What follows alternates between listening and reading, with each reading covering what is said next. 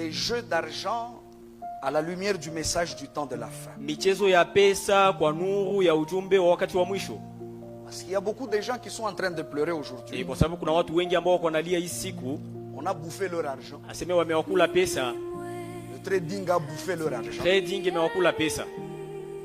Alors, j'aimerais que nous puissions voir na sasa ningelitamani kwanza tuone qu'est-ce que la parole de Dieu nous dit. Neno la Mungu linasema nini kuhusu ile. Pour que demain nous ne puissions pas encore pleurer. Ili kesho tena tusilie. Parce que ce n'est pas normal. Kwa sababu haiko vizuri, haiko sawa. Que ces gens reviennent 10 fois. Wale watu warudi mara 10.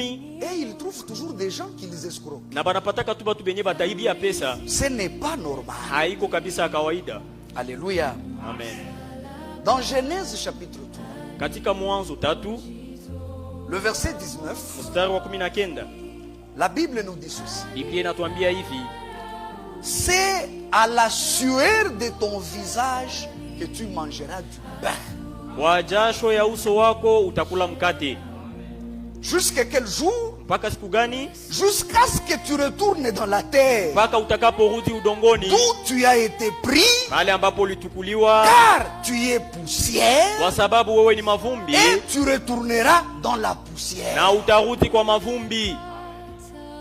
Jusqu'à notre mort, mpaka kufa kwetu, Dieu a prévu Mungu alitayarisha que nous puissions manger à la sueur de notre front. Alitangulia kusema kwamba tutakula kwa jasho ya uso wetu. L'argent facile, ce n'est pas la volonté de Dieu. Pesa ya kupokea kirahisi hivi haiko mapenzi ya Mungu. Ne soyons pas paresseux. Usikue wavivu. Mettons-nous au travail. Tutumike. C'est ça la volonté de Dieu. Ile ndio mapenzi ya Mungu. Dieu a promis de bénir le travail de nos mains. Mungu aliahidi kwamba tabariki kazi za mikono yetu. Ne cherchons pas l'argent facile. Tafute pesa za rahisi kupata. Alléluia. Amen. Proverbe chapitre 13. Zaburi Mezali. Proverbe chapitre 13. Mezali 13. Le verset 11. La Bible dit ceci. Biblia inasema hivi. La richesse mal acquise diminue. Utajiri unaopatikana kwa haraka utapunguka. Ah, sa traduction dit kwa haraka.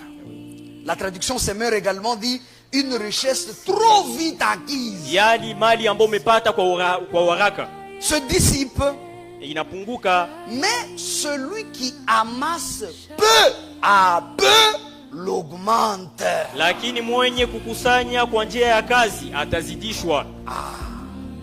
Mwenye kukusanya kwa njia ya kazi. C'est lui qui amasse en travaillant. Ule njo atazidisha mali. C'est celui-là qui en aura en grande quantité. Alléluia. Amen. Le prophète de notre temps, nabii wa kizazi chetu, lui aussi nous dit ceci dans la prédication, les investissements. Yeye vile vile anasema hivi katika mahubiri ambayo inaitwa akiba. Du 26 janvier. Ya siku 26 mwezi wa kwanza. Parce qu'il y a beaucoup de prédications qui ont le même titre. Kwa sababu kuna mahubiri mingi ambayo ina ile jina. Alors les investissements du 26 janvier 1963. Yani kufanya akiba ya mwaka 63. Prêché à Phoenix. Ambayo ilihubiriwa Phoenix. Au paragraphe 47. Wa mstari wake wa 47. Il dit ceci. Sema hivi. Voilà les investissements. Yani akiba. Paragraphe 47. Aya 47. Une bonne affaire. Yani biashara nzuri.